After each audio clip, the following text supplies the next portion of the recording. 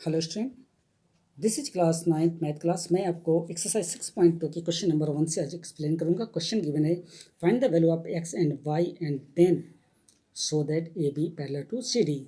तो एक लाइन हमारा यहाँ देख रहे ए बी और सी डी, ये दोनों पैरेलल लाइन है। तो अब हम यहाँ पर देखते हैं कि एंगल कितना है, वैल्यू ऑफ एक्स कि एक्स की वैल्यू हमें निकालनी है और किसकी निकालनी है, वाई की निकालनी है। जबकि यहाँ पर एक्सटीरियर एंगल 50 डिग्री गिवन है और यहाँ भी exterior angle 50 degree 130 degree given है। तो अकॉर्डिंग टू क्वेश्चन हम ये कह सकते हैं कि transversal intersect two line A B and C D. ये हमारा एक ट्रांसवर्सल बना जो कि लाइन ए बी और सी डी को इंटरसेक्ट करता है। तो हम ये कह सकते हैं कि x plus fifty equal to 180 degree होता है। कैसे होता है, ये लीनियर पेयर के अकॉर्डिंग हम देखते हैं कि 180 होता है। तो x की वैल्यू क्या होगी, ऑब्वियसली 180 से 50 को माइनस किया तो बचा क्या, 130 डिग्री। तो x की वैल्यू हमारी निकल गई 130 डिग्री। तो अब y के लिए अब हमें क्या करना है, तो सिंपली यहाँ पर आप देखते हैं कि 130 y एंगल का वर्टिकली अपोजिट फॉर्म करता है। तो इस तरह से हम कह सकते हैं कि एंगल y इक्वल टू 130, क्योंकि ये वर्टिकली अपोजिट एंगल है। देयरफॉर x इक्वल टू,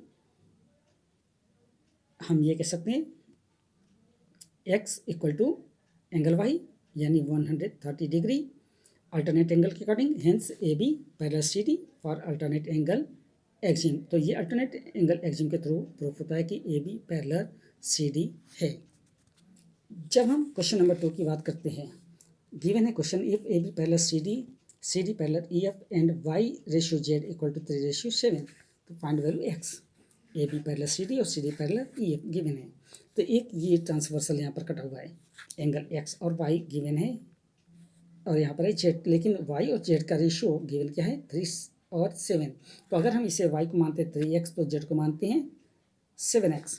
तो इन द गिवन फिगर आप ये देख रहे हैं कि A B parallel C D और C D parallel E F और Y ratio Z equal to 3:7। तो लेट द रेशियो भी हम क्या करते हैं, ये मान लेते हैं।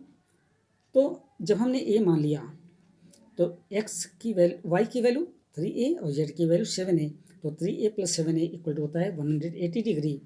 यानी 3 प्लस 7 कितना, 10a की वैल्यू अगर 180 डिग्री है तो a की वैल्यू कितनी होगी, 180 बाई 10 करने पर 18 डिग्री आती है।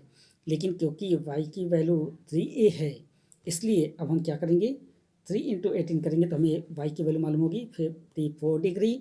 और जब हम z की वैल्यू देखेंगे जो कि 7a है, तो यहाँ पर हम 7 इंटू 18 करेंगे तो हमें मिलेगा 126 डिग्री। तो इस तरह से हम कह सकते हैं now x plus 54 equal to 180 degree होता है। कैसे, interior angle of same side of a transversal.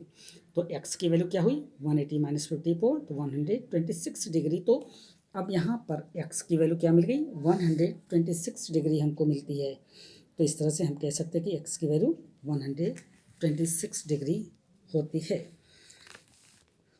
Question number 3 की अब हम बात अगर करें, क्वेश्चन 3 गिवन है, if A B parallel C D, E F intersect करता है सी डी और एंगल जी ई डी है 126 degree, find angle A G E F and angle F G E. ये हमारा एक इमेज फॉर्म होता है। आप यहाँ देख रहे हैं कि एफ ई डी हमारा एक राइट एंगल है जो कि 90 डिग्री फॉर्म करता है। तो इन द गिवन फिगर हम ये कह सकते हैं कि गिवन है A B parallel C D और ई एफ इंटरसेक्ट करता है सी डी को और एंगल ई है 126 डिग्री।